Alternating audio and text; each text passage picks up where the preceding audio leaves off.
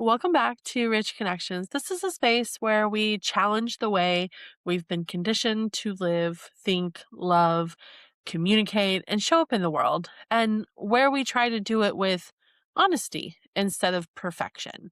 If you're new here, I'm Stacy Rich. I'm a life and business strategist, and most of the work I do revolves around helping people, especially women, reconnect to themselves, find fulfillment again, and stop living their lives solely for survival, obligation, or everybody else's expectations. And honestly, this episode is probably the deepest root of why I care about any of that in the first place.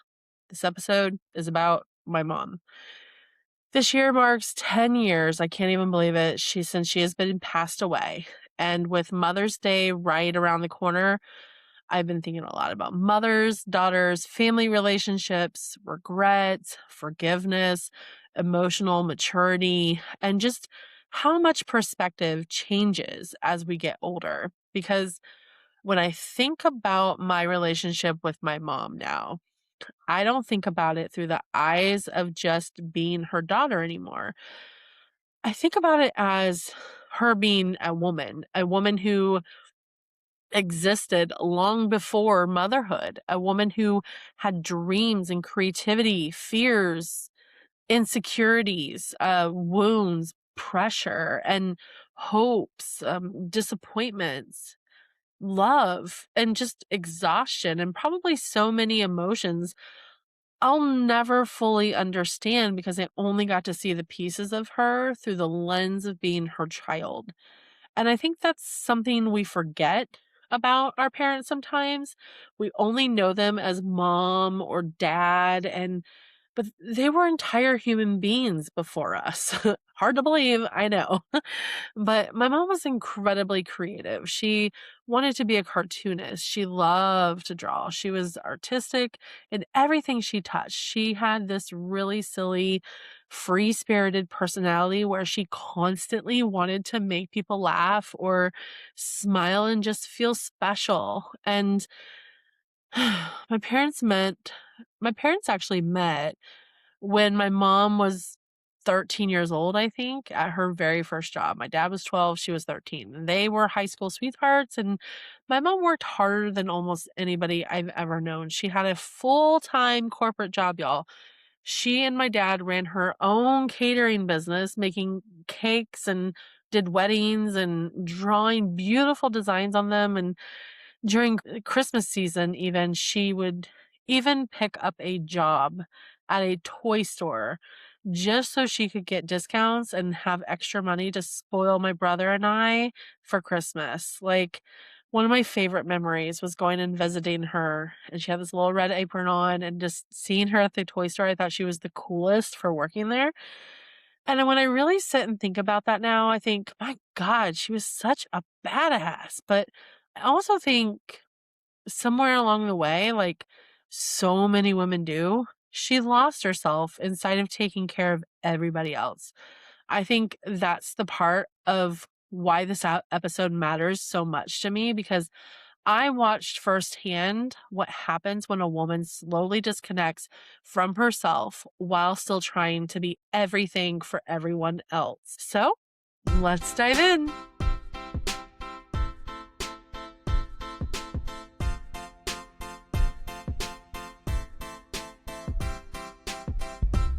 I think one of the biggest shifts that happen as you get older is that eventually, if you allow yourself to, you stop only seeing your parent through the lens of what they did or didn't do for you, and you start seeing them just as a person. And honestly, that perspective can break your heart open a little bit because when I think about my mom now, I don't just think about the woman who packed my lunches or yelled at me or embarrassed me in public. Like, I remember, oh my God, I just thought of something when talk about embarrassing in public. When I would choke, she would tell me, raise your hands, raise your arms, raise your arms. And I'd be like, no, I'm not doing it. I'm not doing it. So I was so embarrassed. But Also, like, she talked to everyone in public, like, literally every stranger she saw, she talked to, and it was always so embarrassing to me, which is funny because now I'm that way. And I think about this young girl who had dreams and insecurities and abandonment wounds, pressures, responsibilities she probably wasn't even emotionally prepared for either. But my mom had a biological father who left. And thankfully, she had my adoptive grandfather who stepped in and loved her. And they had an amazing connection. But I can't imagine what that first wound does to a little girl internally, even when you don't consciously think about it anymore. Those experiences shape your self-worth. They shape how safe you feel in relationships. They shape what you tolerate and how much you believe that you're enough. And when I think about the women in my family and so many women in general, I think there are generations of women who never really had the opportunity to heal before they became wives, mothers, caretakers for everybody else. So they just carry this pain while still trying to perform love and strength and responsibility. And my mom absolutely did that. She carried for everybody, not just our immediate family either, like her siblings, nieces and nephews, and everyone. She always felt responsible for making sure everyone else was okay and you couldn't stop her. And somewhere in that process, I think she stopped knowing how to fully be okay herself. And honestly, I see how those patterns trickled down. I think it's so easy to happen. I think about my own struggles with self-worth over the years. I think about my relationships with men. I think about my relationships with money, about my beliefs I have to work through, and about whether I was enough or lovable or safe and secure. And when you really start unpacking yourself, you realize so many of your emotions didn't just appear.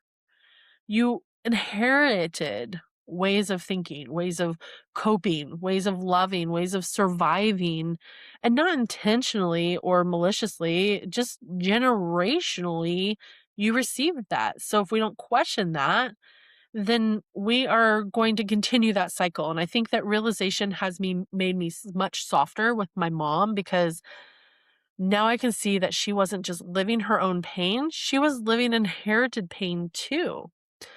And one thing I keep thinking about as I've gotten older is how many women completely disappear inside of motherhood and marriage responsibilities, even work responsibilities, and nobody really notices it happening while it's happening.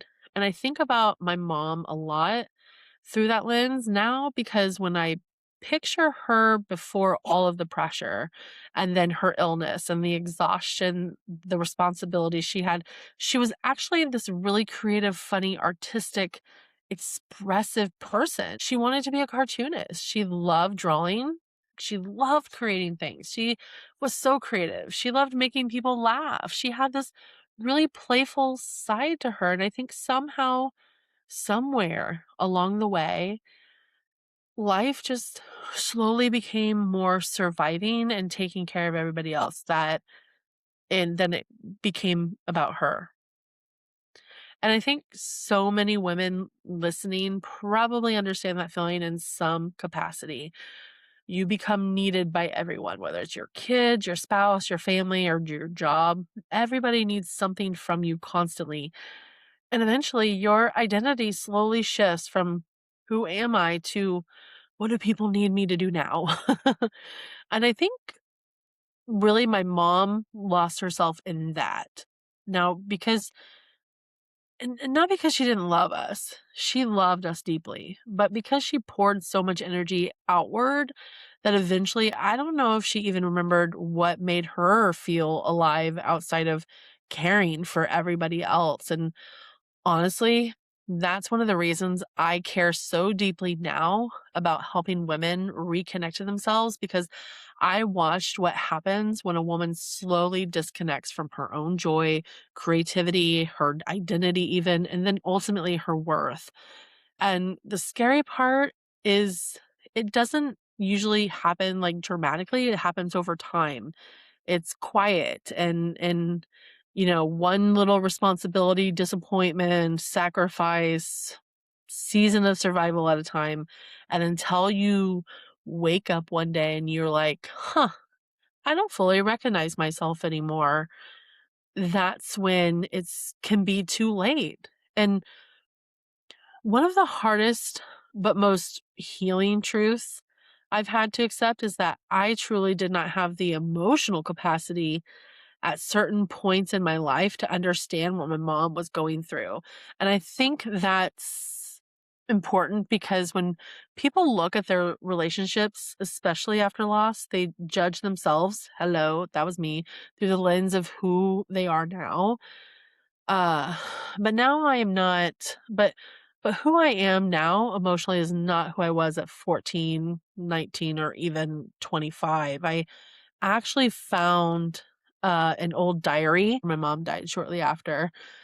And oh, I can't believe I'm telling this story. It was 1998, which was I think I was in 7th or 8th grade. And it was written literally 2 days after my grandmother passed away, my mom's mom. And reading it made me sick to my stomach because the entry was basically me talking about how angry I was at my mom because she wouldn't let me go see my friend Erica. And I called her a bitch in the diary and just went on and on and on. Poor me, about how unfair she was being. And reading that now as an adult absolutely crushed me because all I could think of was like, Stacy, your mother just lost her mom, which you just lost your mom, so you even know more about how she felt. And she was grieving one of the biggest losses a person could experience. And meanwhile, I was consumed with my own world and my own emotions and own frustrations. And oh, I just cringe and oh my God, that broke me. Now, of course, I loved my grandmother. Of course, I was sad too, but there's a huge difference between sadness and emotional awareness. I didn't yet have the maturity or emotional depth even to understand what my mom was carrying internally. And honestly, I think that's one of the biggest lessons I've learned through all of this. It's not that I lacked love for my mom. I never lacked love for her. What I did lack, however, was the emotional capacity and emotional understanding, and those are two different, very different things because emotional maturity completely changes how you show up in a relationship. It changes how patient you are, how compassionate and curious you are instead of reactive. And then how much grace you extend, how willing you are to stop seeing everything only through your emotional lens. And I think sometimes we hold so much shame over how we show up in the past without realizing we literally had not yet developed the emotional tools we have now. Because if I would have never gone through that and understood how I treated her in 1998 as a teenager, as a bratty little teenager, I don't know that I would have the emotional maturity now to not treat people that way in this day and age. That would have probably carried on with me. And that doesn't excuse my behavior at that point, but it does allow compassion to exist alongside the accountability of the change. I also think it's interesting how much of ourselves we inherit emotionally from our parents without realizing it. And I don't just mean like personality traits, I mean like fears, beliefs, ways of coping, relationship dynamics. I mean, look at your like anyway, that's money beliefs. I mean, that's a huge one for me. I realized that that was instilled from my parents, and then ultimately like your self-worth issues. Because when I really started doing deeper work on myself over the years, I started realizing that some of the things I struggled with emotionally weren't entirely mine originally. I think about my relationship with self-worth and how hard I've had to work to truly believe I'm enough without constantly proving it myself. And I think about my relationship with men and how much of our ideas around love and safety, trust, and all of that are shaped with what we witnessed growing up. And I think about money and scarcity, and the pressure, feeling like you constantly have to work yourself into the ground to deserve security. I remember there was a quote my mom always said, whatever you can afford. And I hear that in my head. Like, so when I spend money, I literally sweat. It doesn't matter how much money is in the bank, I sweat over spending money. I hate it. Like, I mean, I hate shopping. And then I look at my mom's life and I understand more of where some of those emotional patterns came from. And I honestly think that that's why compassion becomes so important as we get older, because eventually you realize your parents were also acting from wounds they may have never healed from and may have been handed to them. And so they're not intentionally hurting you or intentionally passing things down, but people can only teach emotional tools they actually possess themselves and do the work for themselves. And I think a lot of our parents were surviving emotionally more than thriving emotionally. I mean, only now these day and ages are we like really looking into emotional maturity. But watching someone you love struggle mentally and physically is incredibly complicated emotionally, especially when you feel helpless. Because my mom struggled with depression and chronic pain, also, chronic illness. Medications were all over the place because they just kept giving her things, and not, one thing would work for something. Oh, but it'd provide symptoms over here. And so next thing you know, she's on like too many meds. Um, but then self worth issues. And honestly, I don't think I fully understood any of that at the time. And I just kept trying to motivate her. So all of those things, and I just kept trying to motivate her, trying to get her to snap out of it. And even though now I understand depression doesn't work like that, but when you're on the outside of someone's pain, I mean, even it's easy to do this now and you don't understand what's happening internally, it's easy to become frustrated because you think they're choosing the behavior. And underneath my frustration, if I'm really being honest, was fear. I mean, I was terrified of losing her emotionally before I lost her physically. I was terrified of losing her mentally, and that she wouldn't mentally come back to herself. After the meds and everything, I was terrified I wouldn't have the relationship with my mom that I wanted forever. And fear mixed with helplessness can turn into frustration very quickly. There's another thing people don't talk about enough either, and it's compassion fatigue. And I'm ashamed admitting some of this, but I think it's important because pretending we were perfect helps nobody. And if there's anything I want to do, it's help other people not do what I did. One winter, I can't believe I'm telling this story. There was this horrible ice storm. And for whatever reason, my mom decided she needed to go out to take some trash out. I mean, like, why? So she slipped on the ice and shattered, I mean, snapped in half her kneecap, completely in half. And I still have the x-ray because I took a picture of it because it was unbelievable. But at the time, we didn't know it was broken that severely. I mean, we actually thought she was being dramatic. She when she fell, she laid outside screaming until my dad heard her, probably about 30 minutes. And he helped bring her back inside, and thinking back, I'm sure it was just like helping her limp inside with a freaking completely broken kneecap.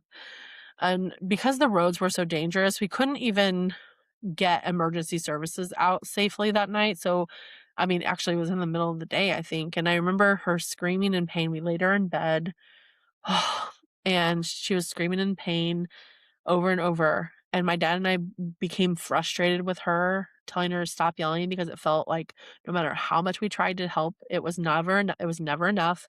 And I hate admitting that because now I know she was literally laying there with a shattered kneecap, and I was mean. I think I was mean.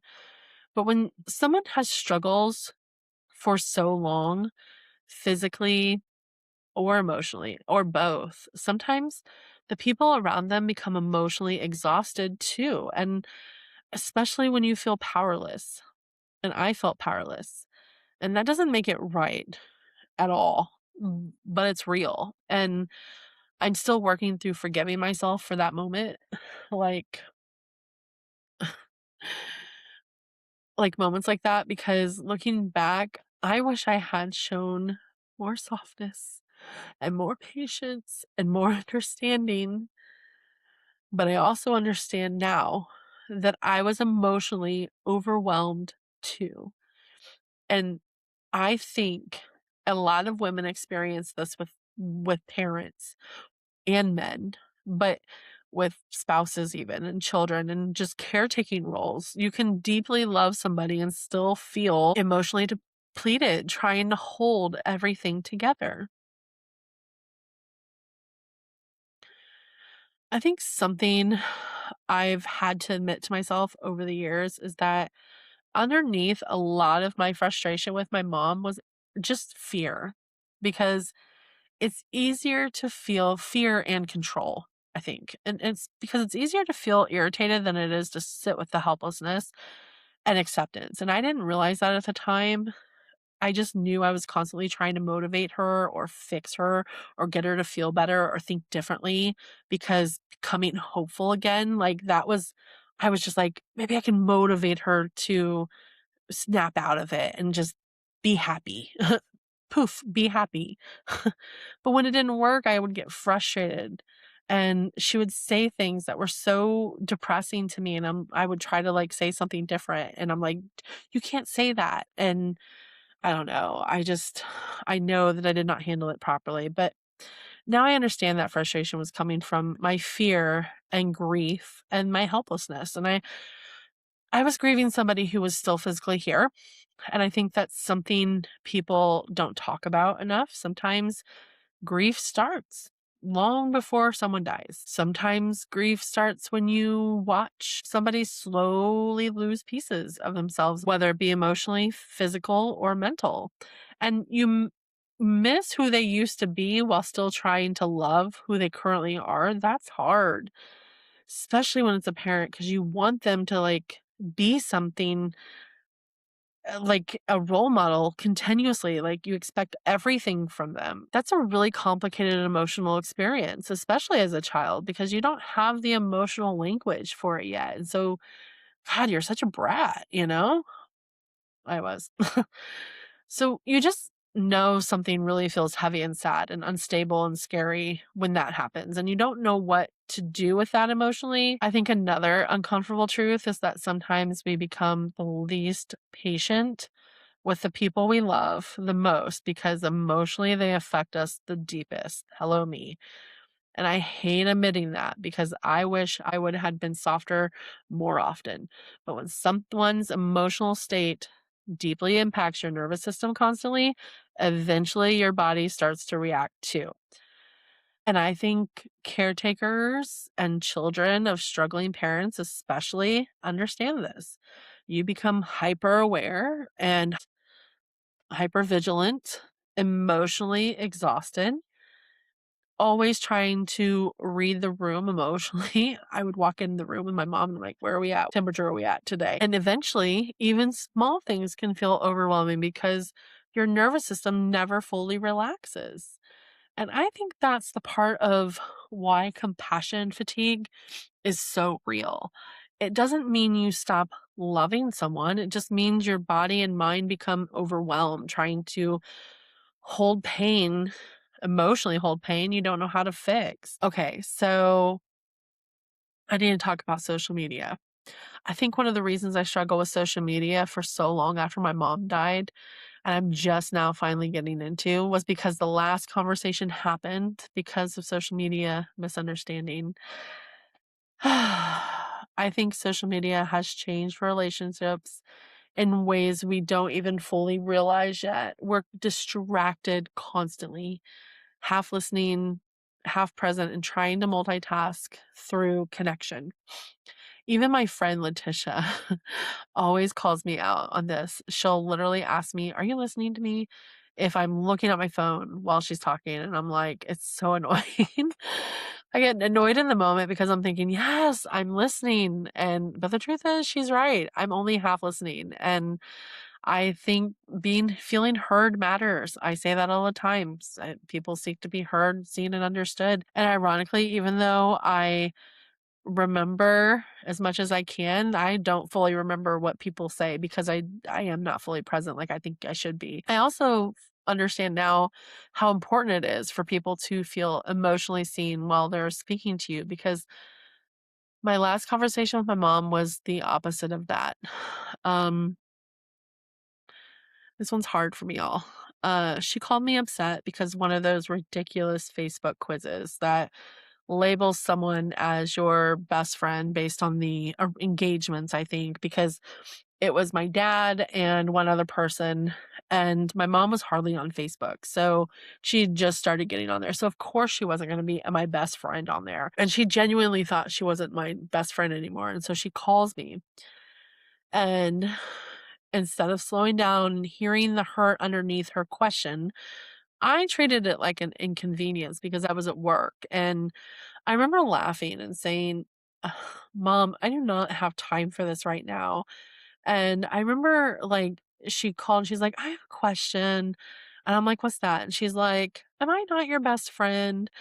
And I'm like, I started laughing. I'm like, "Why would you say that?"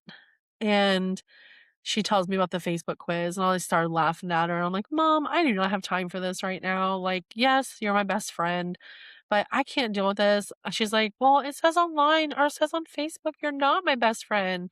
And I'm like, "Mom, I do not have time for this right now." Like, we had an interviewee waiting for me, and I'm like sitting here having this conversation in front of her. And I was like, "I'll call you back later. I do not have time for this." And I just didn't realize the importance of that moment, because that's what kills me about it. I thought we would be having another conversation later where I could reassure her and laugh about it and fix it, but there wasn't. And I replay that constantly because the last thing I would ever want is my mom to leave this earth wondering if she mattered to me or question whether she was loved deeply by her own daughter. And she was my best friend unconditionally. And if I could say anything to her now, I would tell her that over and over again. I would tell her thank you. I would say I'm sorry and that I love her and that she was beautiful and worthy. And that I supported her and that she mattered. And I think one of the hardest things about grief is carrying words that no longer have a place to land physically. I can say I know she's here, I know she's with me in my heart and all the things, but it's not the same. And I play that conversation over and over, and I think one of the saddest things about modern relationships is that we confuse access with connection when it comes to social media. Just because we have constant access to people doesn't mean we're actually emotionally present with them. And I think social media has created this weird illusion that we're connected while simultaneously making us less present than ever. So I hated social media for the longest. I wouldn't get on there. I hated it. And but we're answering texts while someone is talking, scrolling while someone is sharing something vulnerable, and half listening while mentally somewhere else. And I think about the phone call with my mom constantly because technically I was there, but emotionally I wasn't fully present in that moment. I was distracted, rushed, and focused on the next thing and how she was inconveniencing. And I think a lot of us are living like that now, like focused on the next thing, the next notification, responsibility. We're always looking for the next dopamine hit, the next task. But meanwhile, life is happening in ordinary moments. If we barely slow down long enough to even notice them. One of the hardest things after someone dies is realizing you don't get to repair things in the way you imagined you eventually would. You don't get the final conversation or to circle back later or get to say, "I understand now," or "I'm sorry," or any of those things. And so it's so important to do it in that moment and to say what you mean and mean what you say. And I think for a long time, I struggled because I wanted one more opportunity to reassure my mom that she was loved, and appreciated and enough. But grief teaches you that closure is not always something that another person gets to participate in. Sometimes closure becomes an internal process. And honestly, I'm still working on forgiving myself for certain moments. And I literally crush anytime I think about it. I don't think grief is linear, like people say, though. I think grief, like, it heals over time, or time will heal all wounds, or whatever it is. I think sometimes it revisits in waves through memories and, and maturity and perspective. Because the older I get, the more I understand my mom differently, and the creates the grief all over again. Sometimes, like, oh, if I would have just handled that differently, like, I could have helped her feel differently about me, or how I loved her, or whatever it may be. So what's interesting is when I think about my mom now, the fights aren't what stay with me. And trust me, we had some awful fights over the years, like knockdown, drag out fights where we both said some terrible things, might have been physical a couple of times, and none of that is even close to as memorable as the love I have. And yeah, I was a bratty teen, okay? But what stays with me are the little things. The way she loved people, her personality, how she made every stranger feel like they were her best friend, and the way she constantly tried to make people laugh. I used to get so embarrassed as a kid because she would talk to everyone, literally everyone, cashiers, random people in stores, neighbors, people standing in line. And now that I'm older, it's one of my favorite things about her, because I realized she made people feel seen everywhere she went. And I catch myself doing that now too. I also think about the tiny details of how intentionally she loved me. She used to stamp my sandwiches with little messages like, "Good morning, sunshine," or "I love you." So when I opened my sandwich at lunch at school, there was a reminder from her waiting there. She'd bring cupcakes and treats for entire classrooms for my birthday. She showed love in constant little acts of cares and creativity, and I will forever remember those things. And honestly, that shaped me profoundly.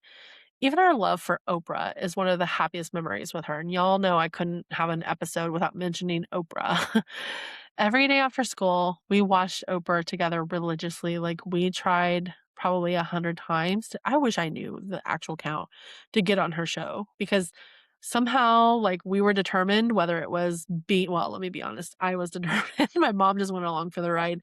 But whether it was being in the audience or featured on the show, I didn't care. We didn't care. We were committed. We were gonna figure it out, and I just kept writing it, writing it, writing it. One year when Oprah's convention came to Kansas City, my mom and I, of course, went together, and it was such a meaningful experience because it felt like something that belonged to us. And I when I think about why I do what I do now, why I care so much about making people feel seen, heard, and understood. I know that seed was planted in those moments with my mom. And the older I get, the more I realize my mom taught me how to love through tiny everyday moments, not through always saying the right thing, but through consistency and effort, thoughtfulness. Like, stamping little messages into my bread before school, so when I open my lunch, I say, "I love you," sitting there, is such a small thing. But honestly, those are the things that stay with people forever. And I think about how many little moments mothers create constantly that nobody even notices until they're older. Oh my gosh, I think about my friend Roxy, like what she does with her daughter on every first snow day of the year. They go to Denny's and have coffee together, or hot chocolate maybe. But I'm like, what a beautiful memory. You just think about like all the little things moms do, like birthday parties, staying up late with you, like the worrying, even checking in, rides to school, like the emotional labor they put into making you happy. And just so much of motherhood is invisible work.